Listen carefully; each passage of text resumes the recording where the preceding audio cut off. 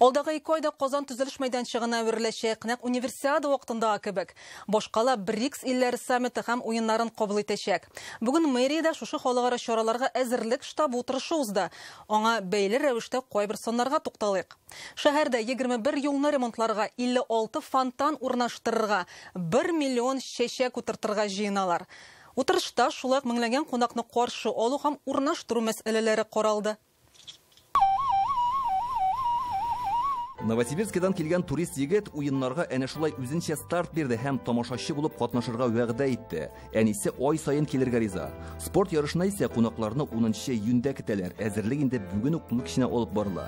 Киләсе 2 айда Казан зур бер төзелеш мәйданын хәтерләтәчәк. Нәкъ универсиада вакытында кебек. Я прошу об одном. Подрядчылардан иң мөһиме сыйфат таләп ителә. Шәһәр халкыннан гафу үтенәбез, чөнки уңайсызлыклар булачак. Ләкин нәтиҗәсе куандырыр дип уйлыйм. Саммитка ил башлыклары зур делегация белән киләчәк. Бу бездән аеруча җаваплылык сорый. Это новый уровень гостеприимства. Казан күзгә күренеп үзгәрәчәк. Булакны гына алыйк. Анда 56 йөзмә фонтан урнаштырырга җыйналар. Су биеклеге 10 метрга җитәчәк һәм яктыртылачак. Эшләрне июнь башында тәмамлау бурычы куелган. Оренбург трактында кунакларны Казан дигән язулы стелла каршы алачак. Ул М хәрефенә охшаш символга әйләнер дип ышаналар.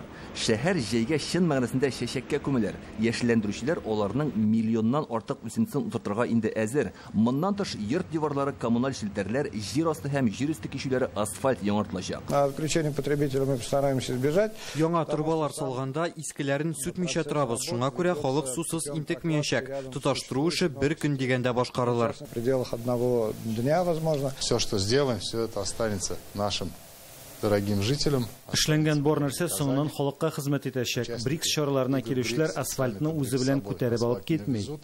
Поэтому будем стараться делать качественно, чтобы этой работы хватило на долгие годы. БРИКС уеннарына 5000-гә якын спортчы көтелә. Алар универсиада авылында яшәячәк.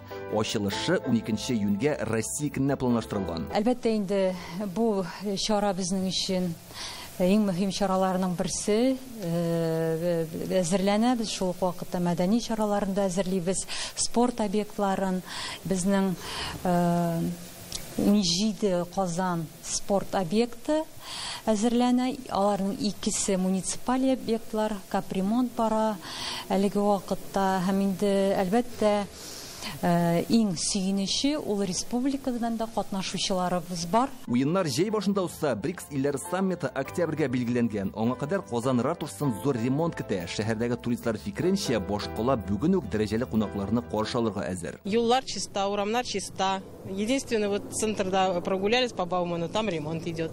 Немножко расстроились. Ну, приедем, как качан везде трейлер, наверное. Любой көнне кунакка каршы алырлык безнең хәзер шәһәр шундый чиста, мотор, бөтенесе дә төзекләндерелгән.